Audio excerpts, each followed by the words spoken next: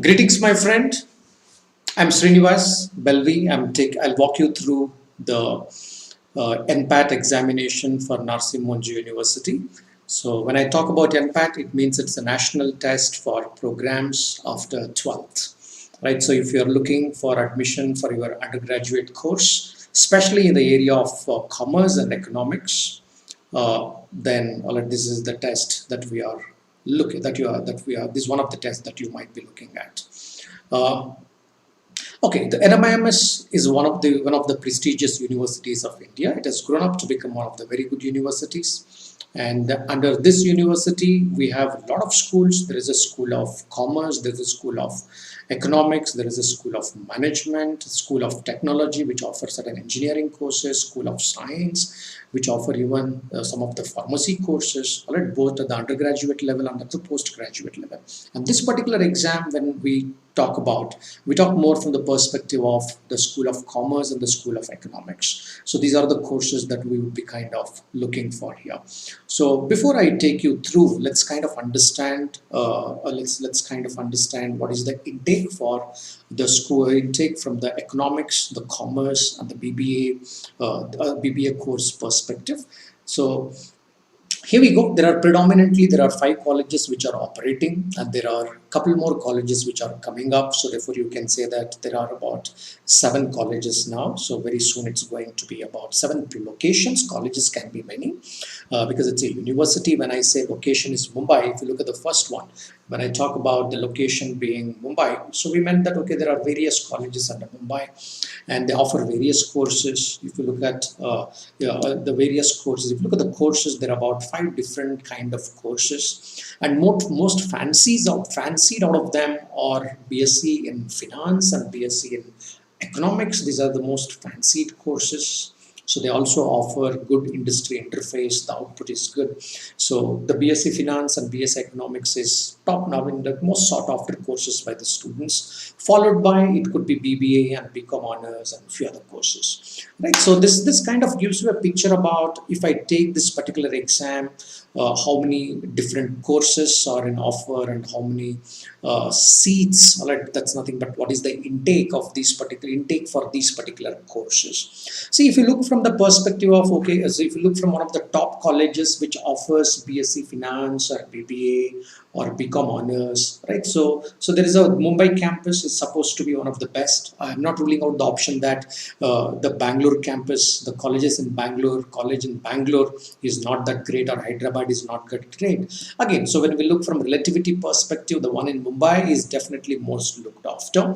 So that could be Anil Surendra Modi School of Commerce, right? So which offer these courses. And similarly, already if you look at economics, that's a BSc in economics. When you look from this perspective, we have Sarla Anil Modi School of Economics, which kind of offers, which is especially known for their economics course. Right, so if you look at this, this gives a broad perspective about what is that I'm kind of looking for. But the point is, okay, how do I get in there? So slowly, gradually, we come there. All right, it looks good. The number of seats appear to be reasonably a good number. So therefore, the chances of getting in there seems to be reasonably good. So considering this perspective, let's see. Now, so what is the eligibility to get in there? So of course you should have done 12th, but there is one catch, right? So they kind of now these fancied courses that I'm talking about, that is economics or BSc Finance, or it could be BBA,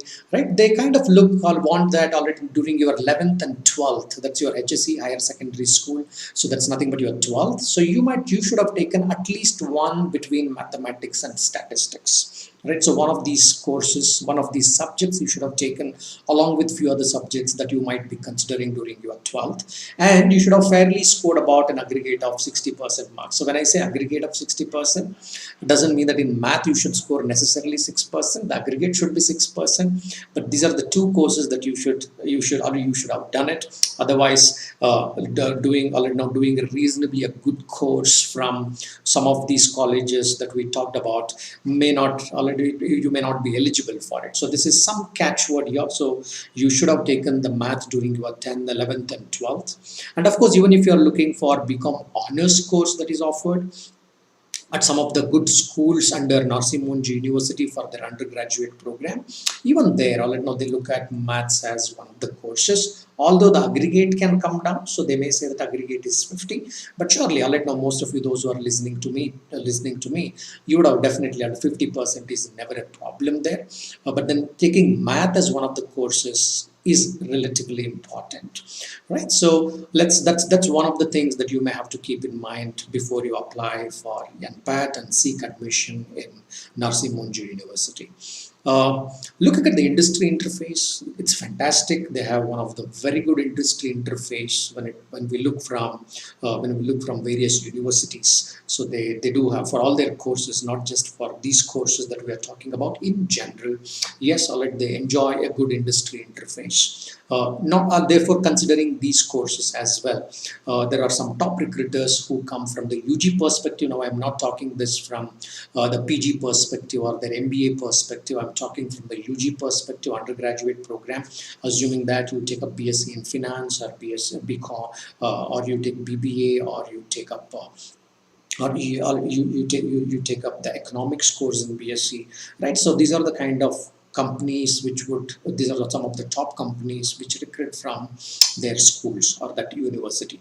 All right, that's you can see them, you can recognize some of them, and when you see them, you understand that most of them are in the line of finance, right? Finance and consulting. So, but more to do with the finance. Yes, therefore you can draw clues from here that the finance course is something which is well sought after, right? So, if you are really looking at finance as a course, and definitely this is the university that you should be looking for, and this is the test you should be really doing well. Of course, let's say if you look there, what are the kind of opportunities? There are all types of opportunities as you grow in your career. Definitely, you can't expect that you become CFO immediately after your undergraduation. Definitely not. It lays a very strong foundation, and the kind of companies that come in there, or the kind of foundation that is being laid during your undergraduate course with overall development, the kind of culturals, it could be co-curriculars, the extracurriculars, the kind of offering the university does, not just from the academic perspective, but also from the non-academic perspective. Definitely you would have, it gives an opportunity to build a good profile. Thereby, naturally, now this plays a good platform to build your career from there, right? And if you look at, okay, what are the entry level salaries, just in case, okay, I don't want to do my masters immediately after my undergraduation. So because more often than not, so those who take up the undergraduate courses at some of the good colleges would definitely look for postgraduate program right after that. But assuming that no, I want to have a couple of years of industry experience, in that case, I'll let know what are the kind of remuneration that I can kind of look for. So if you see them, some of the good colleges under the university offer kind of the highest package around 12 lakhs, that's about 1 lakh per month, and could be about 50,000, average stands somewhere about 50,000 per month, which is not bad considering the today's scenario. It's good. So for an undergraduate who has done the economics or finance as a course, right? So this gives a kind of a ballpark figure saying that, okay, if you do exceptionally well during your course and you build a very good profile, so you may go on to earn about 1 lakh per month. And if you build a reasonably good profile and you are competent enough, maybe about 50,000 at the end of the month, especially already if you have taken the finance as a course, right? So that gives a perspective about why I should be taking this particular test. I connected with the endpoint. Okay, this is the kind of intake, and this is what can be the kind of an output, just in case you don't want to take up the master's program right after after your undergraduate program. In fact, even when you apply for the master's program, so when you are going for a very good college, assume that you've been in NMIMS University, one of the colleges under NMIMS University, for your undergraduate program. Naturally, you'll be looking at some of the top B schools, could be kind of IIMs, or it could be XLRI or SPJ. You will be definitely looking at one of the top B schools to pursue the program. Naturally, sometimes more often than not, it makes sense from where you are coming from, right? So coming from a very good college naturally says that there is a stamp that also builds adds to your profile, because the rigor of the program there, the kind of learnings, the kind of peer learning, right? So the kind of all of that is kind of considered. So if you look at this, say what can be a course fee, just it can be one matter of importance for you. What could be a course fee? Might be around somewhere about 10 lakhs, right? Different campuses, the Mumbai campus course fee for 3 years could be around 10 lakh. And at Bangalore, it could be little lower. At Hyderabad, it could be little lower, further lower, right? But you can say that a ballpark figure, you can take about 10 lakhs plus or minus a couple of lakhs from there, right? That could be a kind of kind of expenses on the course fee. Here we go. Let's get on to the test pattern. What is the test pattern like? So what are the skills that they are looking for? It's about 100 minutes test. That's 1 hour 40 minutes. In about 100 minutes, there are 3 sections. They divide the skills into 3 areas. One is the reasoning skills. The other one is the quantitative skills, right? The other one is the English language skills, right? These are the this how they kind of package it. And every area has about 40 questions. That's about 120 questions, which need to be addressed in 100 minutes. You may be wondering, is it possible to address all 120 questions in 100 minutes? Let's walk through it. Let's understand what should be the good score and what can be the challenges while you are taking a look at this particular test, right? So one, it can be a scoring pattern. So before we understand what is a good score, let's know what is the scoring pattern here. Each question carries 1 mark. So when we say that the reasoning section has 40 questions, which means it is for 40 marks, 40 into 1. Same way with respect to quantitative and numerical skills, and same goes with the English language skills. So therefore, it's about 120 question and 120 marks as well, right? 120 question with 120 marks. So which need to be addressed in about 100 minutes time. Yeah, what if I get a question wrong? So when we talk about the scoring pattern, there are 3 types. You attempt few questions, you don't attempt few questions, and few questions out of the attempted question, you get some wrong, right? Most of it you get it right, but a few may go wrong as well. So when you look from the scoring perspective, if you get it right, that's when you get 1 mark, and if you get it wrong, there is no penalty. If you leave a question, still there is no penalty. So that is something good news in the sense, yeah, I can attempt it. So I can attempt freely without any fear that, okay, I can make an educated guess. So am I getting it wrong? It should be fine because there is no penalty for getting the question wrong. So 1 mark per question. So if you leave that question or you attempt and get it wrong, that question, there is no penalty either.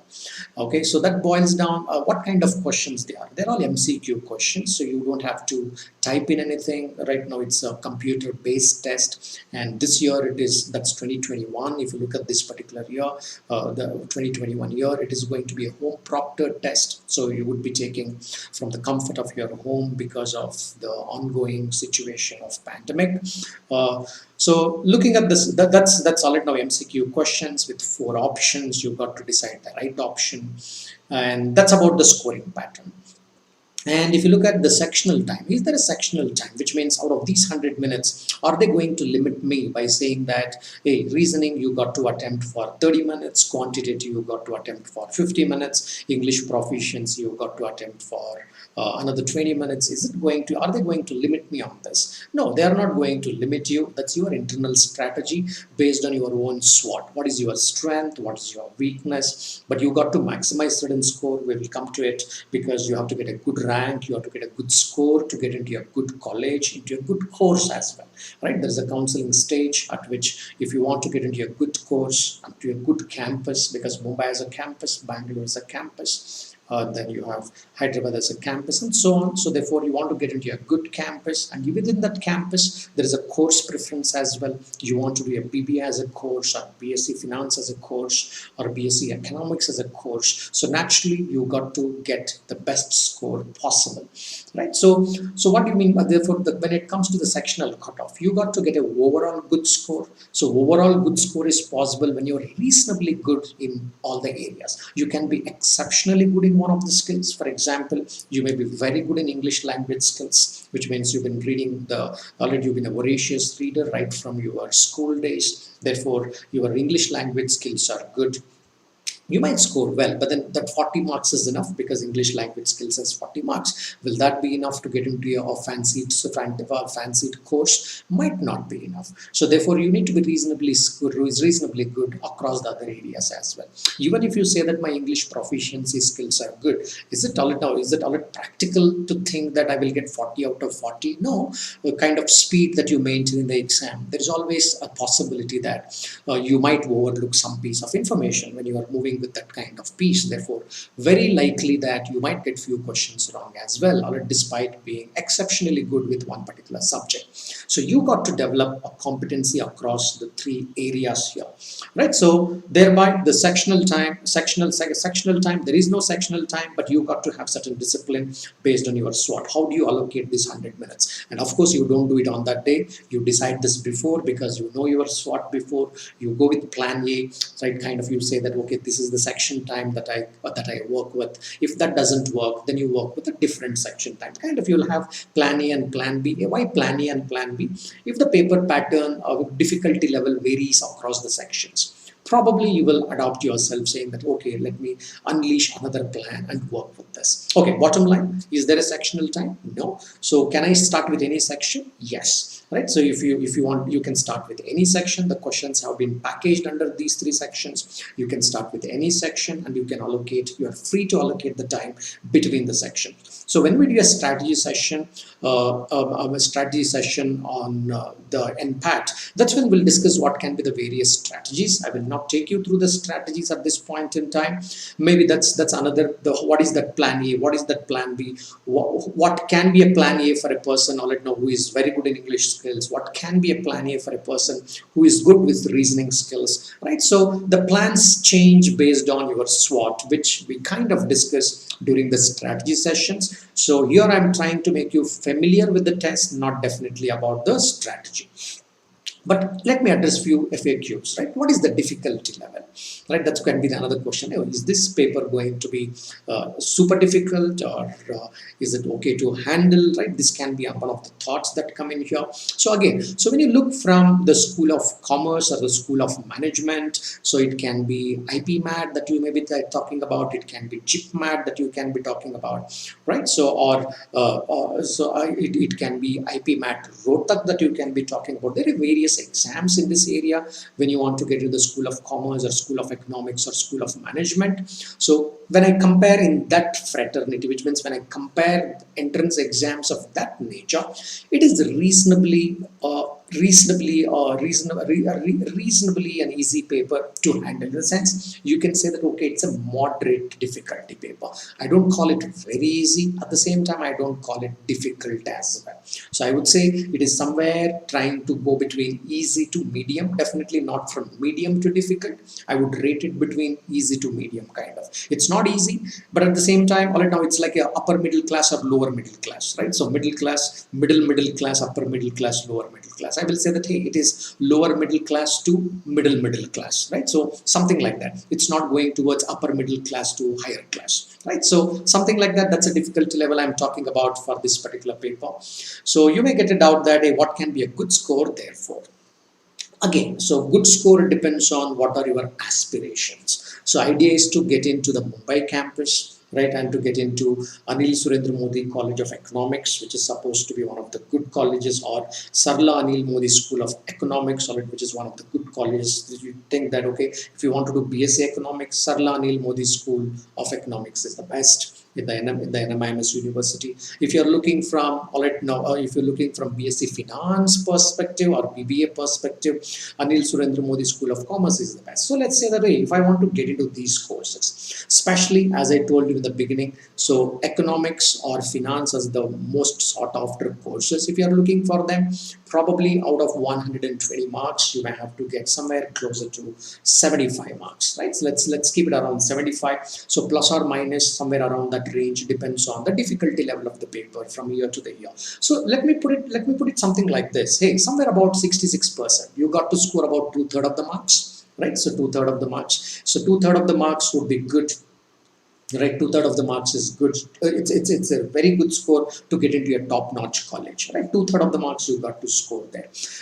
What if I start slipping? I come down to 60% or 50%, right? Kind of marks out here. Yeah, what is 50% of 120 marks? 50% of 120 marks is about 60 marks. So when I'm talking from 60, 65, reasonably between 50 to 60% of the score, that's very competitive score. All right, that's going to be really competitive score, which can definitely fetch very good course, probably a BBA course in Mumbai campus, right? So if you say all in all, so what is the kind of ballpark figure I have to hold at? Around 70. Right, around 70, your good day, or if you have put up reasonably a good preparation across these areas, you should be scaling towards 80. Otherwise, all in all, you should be somewhere around 70, which is a good holding score to fetch you a good course in this university. That can be a very good score out here. What are the important areas all right now? So because exam to exam, they focus on different areas. It's not that every exam focuses on the same skills and same areas under each skill, right? I talked about three areas, three skills. So one is your language skills, the other one is your quantitative and numerical skills, the third one is your reasoning skills. So between the three skills, there will be certain areas so which would be unique to certain colleges, or they give more weightage to those particular areas. Let's quickly take a look at them. So when you're looking at the quantitative or numerical skills, as they said that, okay, math is important, right? So in the sense, in the 11th and 12th, you should have taken math as a course or statistics as a course. Precisely, that's the reason. It's in this order, more or less. These are some of the important areas. When you look at quantitative skill, there are so many areas, right? So you have time, speed, distance, time and work, the ratios, right? So many areas there. So but then what is important for them could be the progressions, trigonometry, functions, statistics, right? So that's a kind of order. The top four take the majority weightage,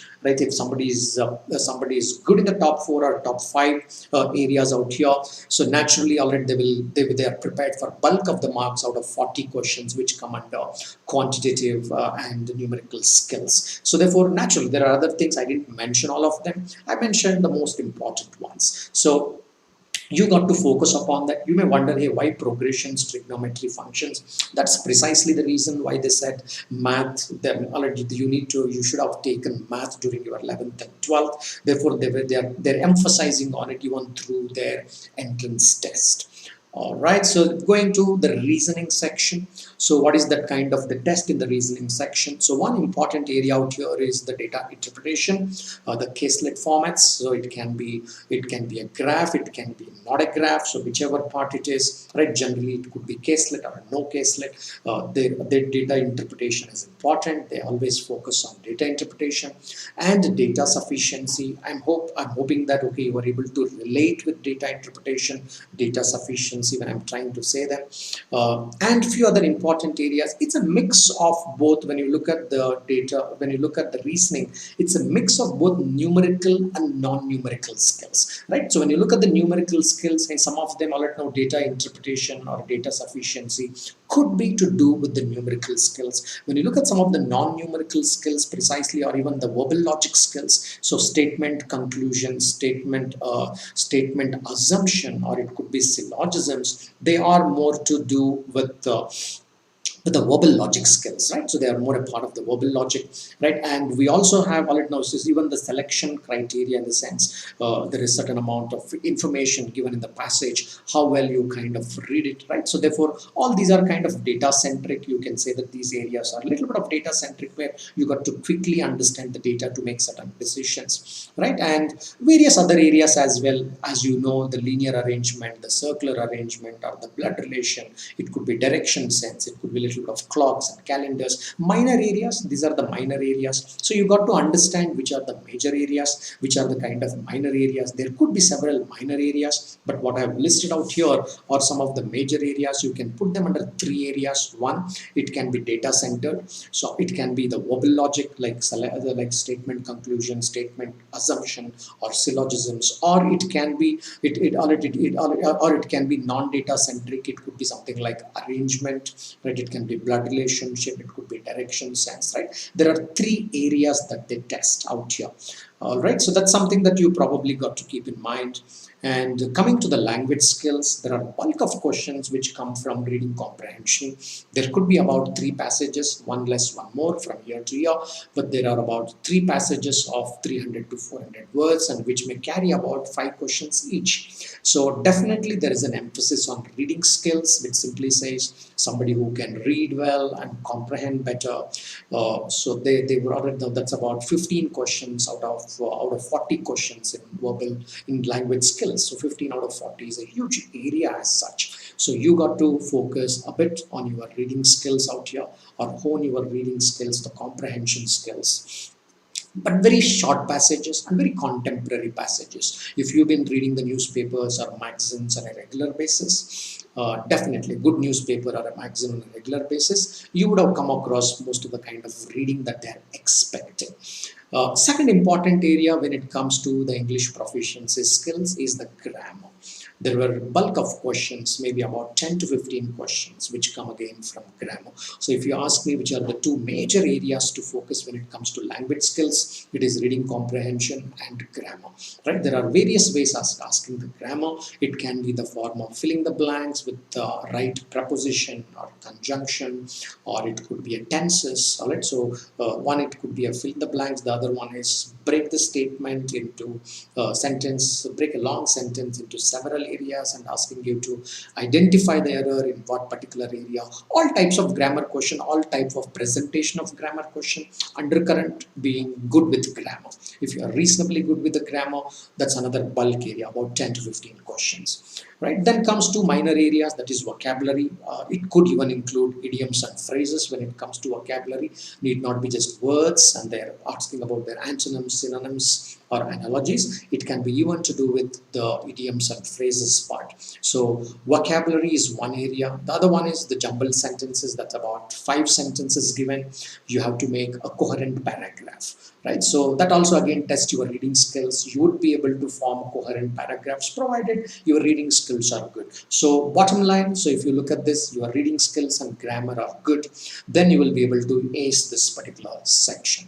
All right, with reasonably a good score. You can walk out with a good score. Hey, what should be a good score in each section, etc. When we do a strategy session, definitely we will work on this. Okay, so what is that we are trying to do in the next couple of in the next couple of days, right? Keep watching us. So we are going to touch some of these important areas. So what we are talking important, what we are talking impactful areas from these particular tests. We will be talking about these important and impactful areas in the upcoming days as we are walking into the testing season. So we will be doing series of sessions on this. So watch out for this particular space as we go along from now. Some of the self-learning courses. So if you would like to quickly revise some of the content, the relevant content, some of the impactful and the important content, there are the videos there are videos which are available, and there are mock tests. Very importantly, it's good to write a good number of mock tests, not from NPAT perspective. It can be SET, or it could be IPMAT Indore, or it can be IPMAT Rohtak, or whichever it could be, JIPMAT, or it is good to write bulk of the test as you walk into this particular season. Even it doesn't hurt if you write one mock every alternate day. One day to take a mock, the other day to analyze is also a good strategy at this point in time if you are appearing for 2021. But if you are looking for 2022, not this year, the next year, you can look forward to our self-learning courses. You can take You can also look for 1 week free trial on our course along with the tests. You can taste them before you make a buy on this particular product. You can fix up an appointment with us for counseling. You do visit our website. From there, you can definitely now so reach out to us. We will help you from there.